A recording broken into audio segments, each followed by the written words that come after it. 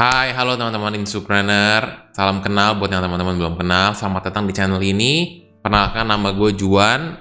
Gue adalah seorang senior agency director di Prudential. Dan hari ini gue mau membahas topik yang menarik, yaitu adalah tentang kenapa sih orang itu beli insurance. Nah, karena pertanyaan ini tuh banyak ditanyakan ke gue dari em, teman-teman lama yang mereka lagi nanya tentang soal insurance, lalu partner-partner bisnis yang baru di tahun ini gitu ya. Nah, gue hari ini akan mau membantu jawab dari sisi financial planning, dari yang paling basic lah ya. Nah, menurut gue jadi gini, em, orang itu dalam hidup itu pasti punya yang namanya tujuan keuangan. Dia pasti mau sesuatu. Dan kita biasanya bagi nih dalam 3 hal. Pertama dari jangka pendek, jangka menengah, sama jangka panjang. Nah, jangka pendek itu biasanya adalah contohnya kita mau ganti handphone apa nih tahun ini atau tahun depan, mau beli mobil apa, mau beli rumah apa 2-3 tahun lagi. Nah, itu termasuk jangka pendek. Kalau jangka menengah itu lebih ke misalnya kita punya anak yang masih kecil. Nah, anak yang masih kecil itu kira-kira mungkin 15 tahun lagi atau 13 tahun lagi akan kuliah di mana. Itu termasuk yang menengah. Nah, untuk yang jangka panjang itu kita lebih ngomongnya seperti ini. Kira-kira nanti gue mau pensiun di umur berapa ya? Mungkin di umur 55 kali ya. Nah, pengen nih kalau bisa punya villa di Bali yang di ujung, di Ubud, karena gue lebih suka gunung. Dan di sana gue pengen punya villa, tinggal di sana dalam waktu yang lama. Pas gue pensiun, berapa nih kira-kira uang yang dibutuhkan? Nah, itu adalah pembagiannya secara sederhana, secara financial planning. Lalu, biasanya untuk mereka mendapatkan atau mewujudkan tujuan keuangan itu apa yang mereka lakukan? Biasanya mereka akan bekerja atau berbisnis untuk mendapatkan sebuah income. Nah, income itu yang akan mereka pakai untuk mewujudkannya. Biasanya gue akan kasih tahu income itu orang akan bagi menjadi 3 kantong. Itu namanya kantong warna merah, kantong warna hijau, dan kantong warna biru. Gue bahas satu-satu.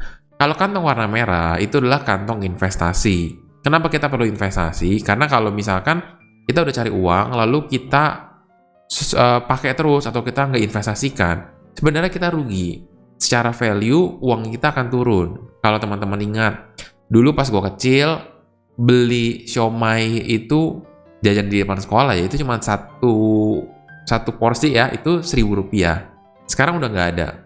Satu siomay itu harganya berapa ya sekarang ya? Kayaknya terakhir gue beli sekitar 12-15 ribu. Harganya 15 kali lipat, teman-teman. Bayangin nggak? Nah, kalau misalkan kita punya rencana yang sama, kira-kira belasan tahun lagi baru jadi, baru terwujud. Contohnya seperti anak kita yang mau kuliah, kan sama aja. Harganya akan berkali-kali lipat.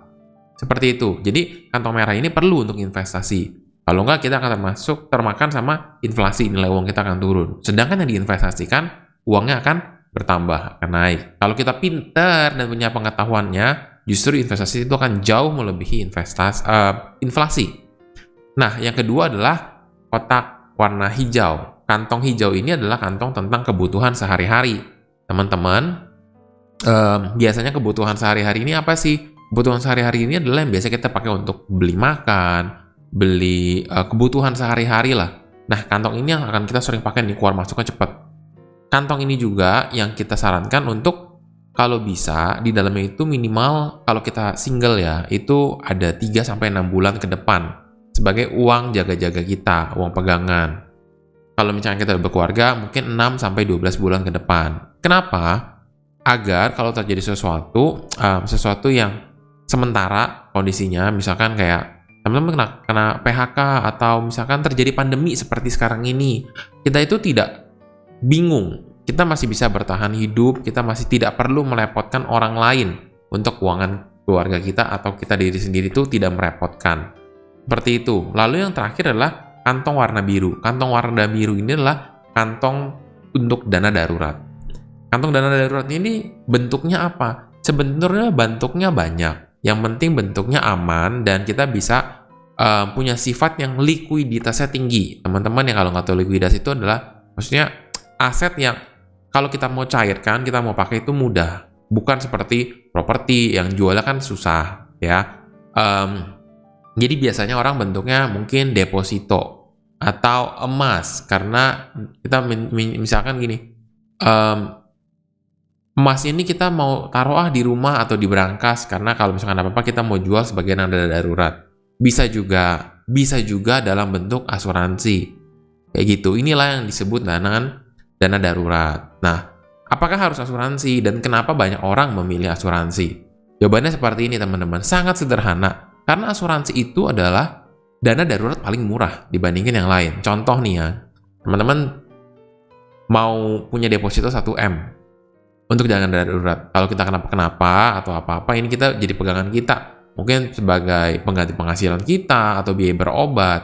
Itu bisa aja, tetapi kan 1M ini teman-teman harus kumpulin sendiri dulu. Sedangkan kalau misalkan dengan produk asuransi, dana darurat ini adalah cara paling cepat dan paling murah. Kenapa? Karena gini, produk asuransi itu murah banget. Kita bayar preminya pasti jauh lebih murah daripada manfaat yang kita dapatkan. Apa yang kita bayarkan itu paling cuman seperberapanya, 1/3, 1/5, kecil banget. Dan inilah kenapa sekali lagi buat teman-teman yang mungkin belum familiar dengan asuransi, orang-orang banyak memilih dana darurat itu dengan produk asuransi. Jelas karena paling murah dan paling instan untuk diciptakan. Oke? Dan menurut gua hari ini sampai sini dulu. Kalau teman-teman banyak pertanyaan yang mau ditanyakan, boleh langsung kontak aja. Seperti biasa di description box akan gua tulis kontak Instagram atau WA, teman-teman boleh langsung kontak. Jangan lupa untuk like, share, dan subscribe untuk dukung channel ini. Thank you, sampai jumpa teman-teman.